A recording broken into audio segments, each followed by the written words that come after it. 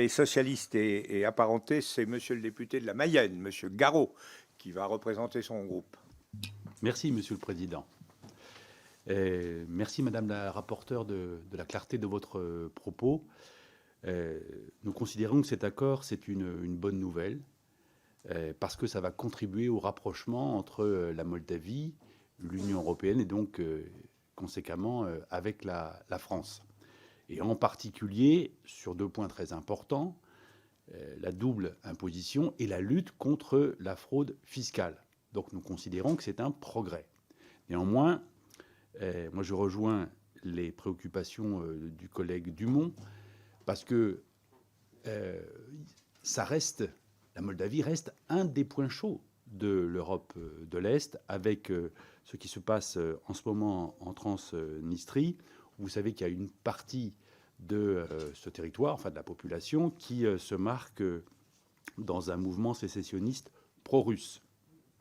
Donc évidemment qu'on doit avoir des éclaircissements là-dessus, et je serais intéressé évidemment à avoir votre réponse. Mais plus largement, je voudrais juste dévier un tout petit peu pour parler de la double imposition, et en particulier de celle qui frappe ce qu'on appelle les Américains accidentels. Alors on n'est plus en Moldavie, on n'est plus en Europe, mais cette question de la double imposition, aujourd'hui, c'est un vrai sujet, un vrai souci pour ceux qui sont nés sur le sol américain, qui ont la nationalité américaine, qui n'y ont jamais vécu, mais qui doivent néanmoins s'acquitter de l'impôt aux États-Unis, avec des montants différents. Alors vous me direz, ils n'ont qu'à renoncer à leur nationalité américaine.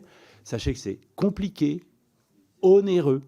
Et donc, ça reste là-dessus un sujet qu'il faut pouvoir traiter. Moi, ça fait des années que j'alerte sur cette question de la double imposition parfaitement illégitime. Et donc, j'aimerais savoir si la rapporteure a eu des informations sur ce sujet qui touche, rappelons-le, 300 000 citoyens en Europe, dont 40 000 Français. 40 000 Français américains accidentels. Je vous remercie. Madame la rapporteure va vous répondre, mais je tiens simplement à vous dire, mon cher collègue, que la Commission des finances s'est à plusieurs reprises saisie de ce sujet qui est très très important.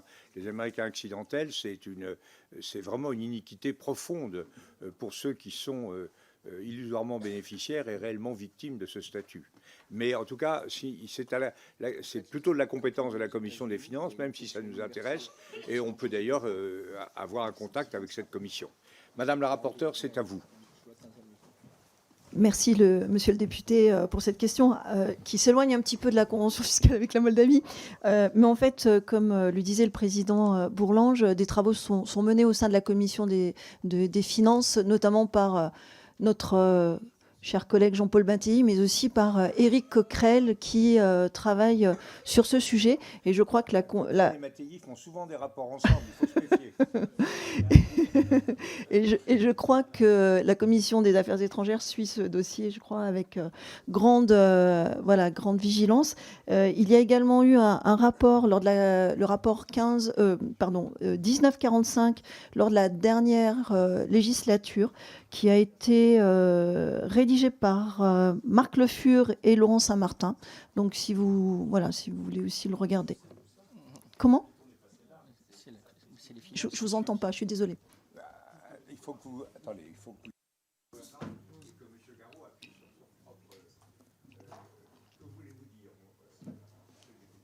Cher Président, ce que dit Madame la rapporteure est parfaitement juste et connu de ceux qui s'intéressent un tout petit peu au sujet. Simplement, ça n'avance pas. Donc, je remets le sujet sur le tapis et je vous demandais si vous-même aviez eu quelques informations, des nouveautés sur le sujet. Voilà.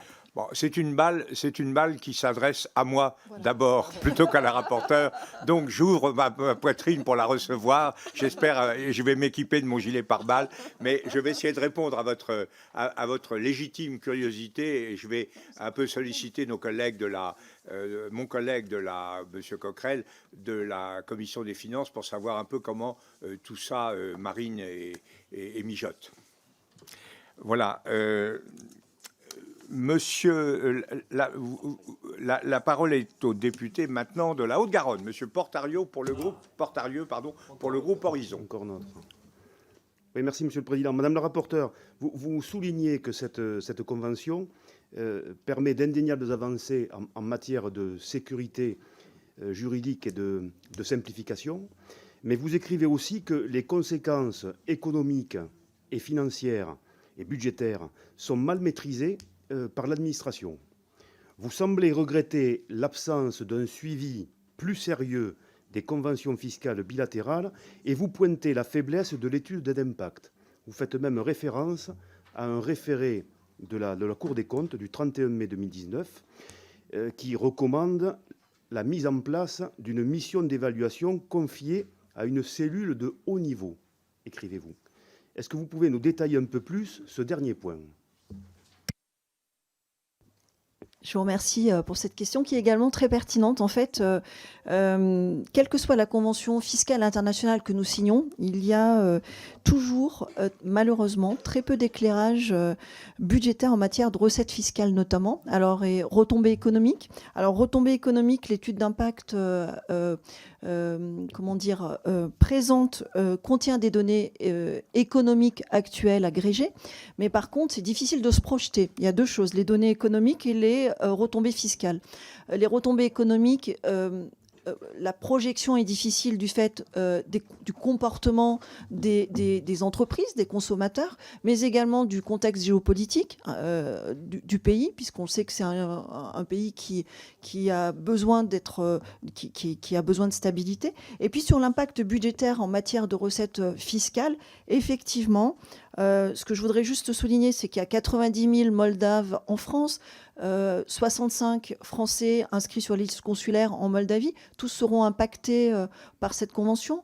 Il y a également, je crois, à peu près un peu plus de 200 entreprises françaises installées en Moldavie. Elles seront impactées. Par contre, effectivement, la DGFiP, lorsque nous l'avons auditionnée, a eu du mal à nous donner des éléments chiffrés sur les retombées en termes de recettes fiscales. Parce qu'elle a justifié qu'il n'y avait pas d'outils informatiques actuels permettant de croiser tous les tableaux dont elle disposait.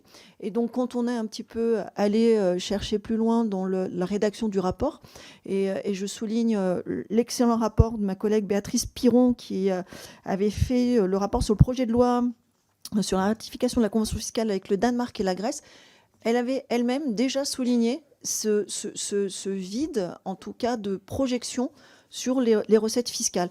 Et effectivement, en 2019, la Cour des comptes a demandé à ce que soit installée une cellule experte, en fait, qui regrouperait la direction de la Banque de France, la direction du Trésor, les services de la DGFiP, mais aussi de l'INSEE permettant d'agréger justement toutes les données statistiques. Cette proposition, elle avait été bien accueillie par Bercy en 2019. Il y avait une réponse positive. Depuis, je pense que les services de Bercy ont eu d'autres dossiers prioritaires à gérer. Et cette cellule, effectivement, n'a toujours pas formellement vu le jour. Mais après la rédaction de ce rapport, je voulais faire, moi, un courrier justement pour leur rappeler ce point de vigilance effectivement dans l'établissement de conventions fiscales internationales, et vous avez raison. Oui, après les propos très énergiques du président de la République hier, je pense que le moment est venu de secouer les drôdons de Bercy. ça me paraît très bienvenu. Maintenant, la parole est pour le groupe démocrate et républicain. La parole est à Monsieur Lecoq. Et gauche. Gauche, j'ai dit. Ouais, mais c'est quand même le mot qui est important. J'ai eu le temps gauche. de dire. Alors, merci, Monsieur le Président. Oui. Bien, on a l'habitude de traiter ce genre de texte concernant la double imposition. Moi, ma vie politique, elle a commencé dans ce coin-là. J'étais allé me battre devant des bases américaines et du côté soviétique aussi, pour exiger ni Pershing ni SS-20. Et c'est-à-dire, souvenez-vous de l'époque, pour les plus anciens, c'était le moment où se confrontaient ces missiles face à face, ces missiles nucléaires, et l'on imaginait, en tout cas moi j'étais un doux rêveur de la jeunesse communiste, j'imaginais que les Balkans pouvaient être une zone où il n'y aurait pas de missiles nucléaires, ni d'un côté, ni de l'autre. Et je pense que que cette idée et ce combat, aujourd'hui, est plus que jamais d'actualité. On voit ce qui se passe avec l'Ukraine, etc. Et de dire, et moi je rêve qu'un jour, à côté des traités de non-imposition, on ait des traités pour cadrer cette zone-là qui sépare deux mondes, semble-t-il, même si je pense qu'on peut réunir les mondes. Mais en tout cas, faire en sorte qu'on n'ait pas de militarisation à outrance. La Moldavie, elle se rapproche de l'OTAN. C'est pas ce qui me plaît le plus. Et je pense que ces petits pas ne doivent pas aller trop loin. Et puis en ce qui concerne la double imposition, j'ai toujours en tête le fait d'avoir envie de payer ses impôts là où on en paye le moins. En tout cas, je connais beaucoup d'entreprises dans notre pays où c'est la tentation. Et moi, je me bats avec mon groupe, et je l'ai dit encore hier dans le cadre de l'aide au développement, pour que l'on paye les impôts là où l'on produit les richesses, et en tout cas là où on les exploite, et donc dans les pays où les entreprises françaises travaillent. Et donc j'espère que ce traité permettra une juste rémunération de la Moldavie, et qu'elle puisse pouvoir se développer sur cette base-là. Et puis je terminerai, puisqu'on a un peu le temps, sur la question de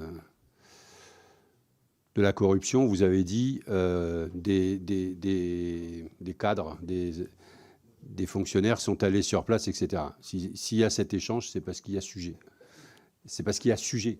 C'est parce que le sujet n'est toujours pas réglé.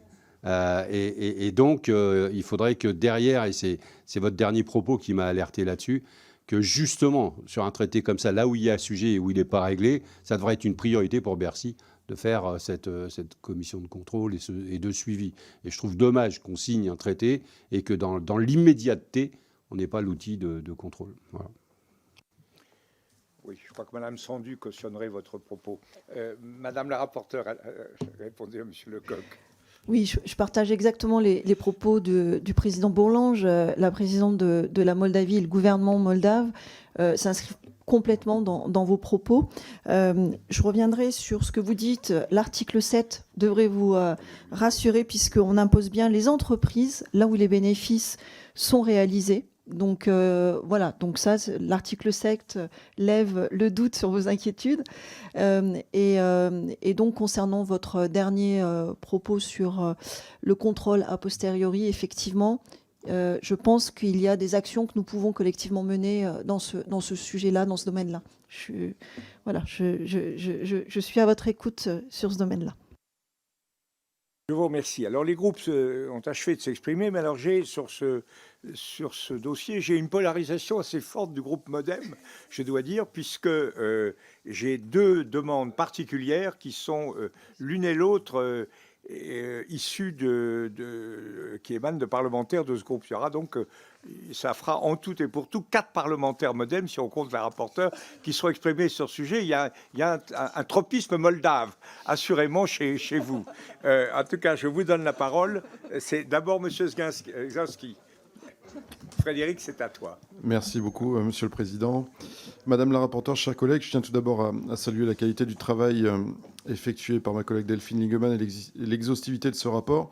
Cette convention couvrant divers aspects fiscaux tels que l'impôt sur le revenu, l'impôt sur les sociétés, la CSG, la CRDS, et définissant des éléments cruciaux tels que la résidence et l'établissement stable, est un pas significatif vers le renforcement des relations économiques entre nos deux nations. Contextualisons cette démarche en considérant que la Moldavie, candidate à l'adhésion à l'Union européenne depuis juin 2022, entreprend des réformes ambitieuses dans les domaines de l'état de droit et de la justice. En parallèle, les échanges économiques entre la France et la Moldavie ont connu une croissance notable, avec des exportations françaises en augmentation de plus de 52% en 2022, atteignant 154,6 millions d'euros sur 12 mois glissants jusqu'à juin de la même année. Ma question est donc la suivante. Quel impact envisagez-vous sur le renforcement des relations d'affaires et d'investissement dans nos deux pays ? En l'occurrence, ces relations vont-elles se développer ? Je vous remercie. Madame la rapporteure.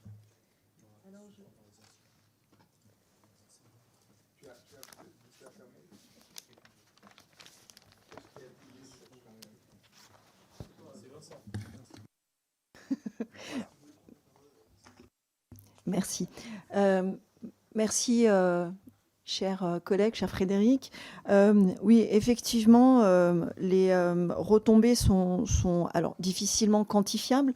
Ce que je peux dire aujourd'hui, c'est que nous avons déjà des groupes français présents en Moldavie, Lafarge, Lactalis, Orange. Et comme je l'ai déjà un petit peu mentionné dans mon propos introductif, il va y avoir une mission du MEDAF international au printemps 2024. Il y a également un fromager dont nous avons eu un fromager français, voilà, qui aussi fait de l'aide humanitaire et qui est suivi par notre député Frédéric Petit. Mais nous avons une mission du MEDEF international à Chisinau au printemps 2024. Et plusieurs entreprises françaises sont intéressées donc, pour investir en Moldavie. En réponse justement aux besoins moldaves concernant le domaine énergétique. Donc il y a le groupe Quer, Ecodelta dans le domaine énergétique. Dans le domaine des infrastructures ferroviaires, évidemment, nous avons Alstom qui va se positionner prochainement en Moldavie, mais également L3G et Gesmar, voilà, qui envisagent de s'installer également en Moldavie. Au niveau des infrastructures aéroportuaires, bon, il n'y en a pas beaucoup, hein, mais en tout cas, Bouygues International a envie de s'installer. Lagardère Travel Retail aussi. Donc, on a il y a des discussions avec Meridiam, Vinci, ADP. Donc, la Moldavie est quand même prise au sérieux par les investisseurs français. Cette convention permettra effectivement de simplifier, sécuriser sur le plan juridique toutes ces liaisons avec la Moldavie. Voilà, je vous remercie en tout cas de votre question. C'est moi qui vous remercie. Alors, si j'ai bien compris, M. Petit a nombreuses spécialités, à celle notamment d'être porteur de la diplomatie fromagère avec la Moldavie, mais il va peut-être vouloir s'en expliquer puisqu'il a demandé la parole. Oui, merci Monsieur le Président. Je voulais juste d'abord remercier le tropisme de mes collègues. C'est vrai que la Moldavie est un pays où je me sens moins seul dans ma militance, on va dire, avec mes collègues du MoDem, et il y a même un tropisme frédérico-moldave, puisque nous sommes en plus deux Frédéric, ce qui est assez rare. Donc merci Madame la rapporteure, chère Delphine. Moi, je voudrais d'abord rendre hommage ici à un élu local, voilà, Benoît Mérand, qui est un élu local français, élu au suffrage direct par les Français de Bucarest et de Roumanie et de Moldavie, et en fait qui porte ce sujet depuis très longtemps. Je sais qu'il doit nous regarder ou qu'il va nous regarder, et qu'il va être assez soulagé que ce vieux dossier prenne enfin tournure, parce qu'effectivement, les contradictions des doubles impositions quand on est français à l'étranger, souvent d'ailleurs des petits Français à l'étranger, enfin des Français à l'étranger, pas des grandes entreprises, mais c'est un cauchemar dont il s'occupe. Il y a d'autres choses aussi. Vous avez parlé tout à l'heure, Madame la rapporteure, vous avez cité ce fromager. D'autres choses que vous allez exprimer rapidement. Rapidement, bien sûr, monsieur, comme d'habitude. D'abord, c'est une entreprise solidaire. Il y a une entreprise solidaire, c'est une entreprise solidaire. Et aussi, chers collègues, je vous rappelle que la Moldavie est très marquée par ce qu'on pourrait appeler à l'allemande les Pendler ukrainiennes, hein, qui souvent, il y a beaucoup d'Ukrainiennes qui se sont réfugiées en Moldavie, pas trop loin pour pouvoir retourner très fréquemment à Odessa, à Mykolaiv, à Kherson. Et donc, c'est un travail particulier. Un petit mot également sur la Transnistrie, chers collègues. La frontière entre la Transnistrie et la Moldavie est très poreuse. Notre collègue a rappelé... Pas de considération. Votre question. Très bien. Ma question est la suivante. C'est une injonction, je dirais, ou quelque chose qui va plus loin. Le manque de suivi général des effets, des impacts des doubles impositions est un sujet que nous traitons également entre députés des Français à l'étranger de l'ensemble de la planète, parce que c'est un sujet qui est complètement général. Nous l'avons avec l'Allemagne. Nous l'avons en ce moment avec l'Allemagne. Il y a un problème. On ne sait pas à quelle sauce on va être mangé. On ne sait pas à qui s'adresser pour dire attention, ne cassez pas tout ce qui existe, etc. Donc ce sujet, le manque de cette structure à Bercy, qui a été un peu interrompu par le Covid, si j'ai bien compris, est catastrophique pour les Français à l'étranger. Vous vous rendez compte, la complaisance partisane dont je vais être accusé, c'est terrible. On va me dire que je suis totalement de parti pris. Ça, oui, ça c'est terrible. Monsieur Petit, vous n'avez pas pitié. Vous n'avez pas pitié de votre président, je tiens à le dire. Madame la rapporteure, si vous voulez Voilà, je lancer remercie une également bouée Frédéric, secours à- le député Frédéric Petit, qui est aussi très investi dans le groupe Moldavie. Je l'en remercie. Et effectivement, ce manque de suivi, ça correspond aussi à un manque de moyens mis en place par Bercy, avec une toute petite cellule qui n'a pas les moyens ni humains ni financiers de pouvoir suivre correctement le déploiement de toutes ces conventions fiscales internationales. Alors, je crois que le service s'appelle le SCJ4, mais j'en suis pas sûre. Mais en tout cas, ça vaudrait peut-être la peine qu'on agisse collectivement, effectivement, pour renforcer peut-être les moyens humains et financiers de ce service. Je vous remercie. Alors nous allons maintenant... D'abord, je vais vous remercier, Madame la rapporteure, parce que nous avons quand même beaucoup apprécié, je pense, le fait qu'au-delà du rapport sur cette convention, vous ayez une connaissance aussi précise et documentée de la situation de la Moldavie et des rapports entre la France et la Moldavie. C'est un apport très précieux que votre culture politique sur ce dossier que vous apportez à la Commission des Affaires étrangères. Donc je vous en remercie, quels que soient les résultats du vote, qui sont effectivement soumis à un suspense presque insupportable. Donc le projet de loi comportant un article unique, le vote sur cet article vaudra adoption du reste de l'ensemble du projet de loi. Alors article unique, approbation de la convention entre le gouvernement de la République française et le gouvernement de la République de Moldavie pour l'élimination de la double imposition en matière d'impôt sur le revenu et pour la prévention de l'évasion et de la fraude fiscale, signé à Chisinau le 15 juin 2022. Qui est pour? Qui est contre? Qui s'abstient? Une abstention. Deux abstentions, pardon, je ne vois que d'un œil. Le